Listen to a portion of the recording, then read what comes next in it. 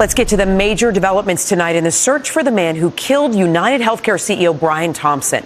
Now, we just told you about that backpack that was found late today in Central Park, which the suspect might have left behind. But just moments ago, the FBI released this poster. Take a look. The Fed's now offering a reward of up to $50,000 for information leading to the arrest and conviction of Thompson's killer. News 4's Chris Jose joins us live from Central Park tonight with the latest. Chris. Well, Natalie, the FBI now assisting in a nationwide manhunt. Meanwhile, right here in Central Park, a major break in the case tonight. Have a look back behind me here. You can see officers here still at the scene near the band shell. There's the flashing lights and the officers on the ground. It's here where police possibly found a bag linked to the killer. The manhunt for a suspected CEO killer going beyond New York City. The NYPD revealing the suspect, seen here without a mask in the lobby of an Upper West Side hostel, was last spotted at the George Washington Bridge bus station. Those buses are interstate buses. That's why we believe he may have left New York City. The NYPD's chief of detectives giving a timeline of the gunman's escape. Surveillance video tracking his whereabouts from the crime scene up to Central Park, where he traveled on a bike and exited at West 77th Street. Eventually, we have him on 86th Street and Columbus Avenue walking. He loses the bike. And then from there, we have him in a taxi cab, and the taxi cab takes him up to 178th Street and Broadway, which, as we know, is a Port Authority bus center. Joseph Kenny says there is video of the man entering the bus station but not leaving. Police don't know which bus he was on. Friday night, a major break in the case. Officers doing a grid search of Central Park, finding a gray backpack possibly linked to the shooter. Drones flying overhead, assisting. We're inside NYPD's drone room. This is where the team oversees the operation. Real-time information monitored closely. The mission is very clear, Chris. The mission is to find whatever evidence that may have been left behind inside the park. Deputy Commissioner of Operations Cass Daughtry showing us how the unit coordinated the effort. There's a live nighttime feed with thermal imaging.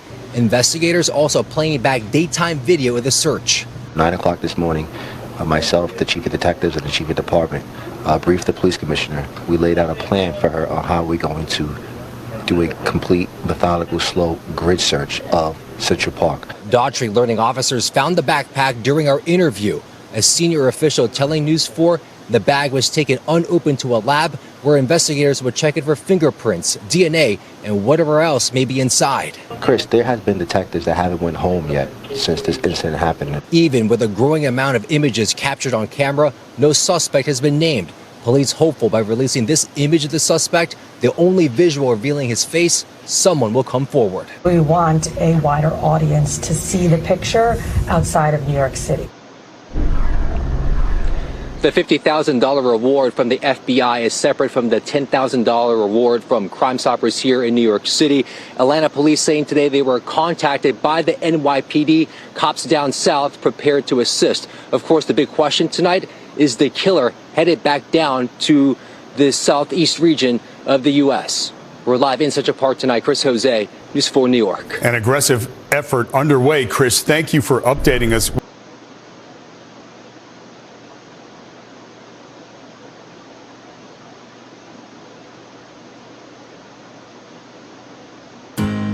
At Eureka Day, it's all about the children. Now, if someone would just tell the adults. Eureka Day. One school, too many principals. On Broadway. Get your tickets today. In New Jersey, investigators are trying to figure out who abandoned 9 puppies in the freezing temperatures. Look at this. They were just weeks old. They were found in a bucket in Clark. One of them sadly didn't make it. The rest survived thanks to a good Samaritan, but they were found in pretty bad shape. News 4's Adam Harding in Tinton Falls with more. He doesn't have a name yet, but this little guy's already a survivor. In fact, all 8 of them are.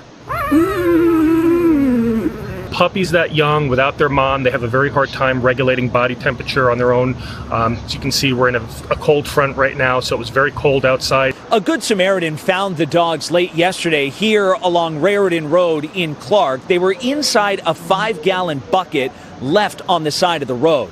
At the time, there were 9 dogs inside of the bucket. One of them did not survive. Officials say it was cold, the dogs were hungry, they were dehydrated, and they were covered in fleas. As police investigate who dumped the dogs, vets rushed to their aid. Our team mobilized very quickly, and we were on it. And when they're not climbing over each other, they're now working on getting a little shut-eye. Workers here are asking for the community's help. They've set up a donation fund just for this little crew. We're in the holidays now. It's a great time to make a donation to help support their care. We look at a situation like this, it's sad and shocking, but, if there is a silver lining, it's the community and the other people in the community who want to do something to help us, who want to help these animals, who want animals to be in a loving home. The little pups are now together. They're still getting some treatment. They'll be put up for adoption in the months ahead. At the Associated Humane Societies, I'm Adam.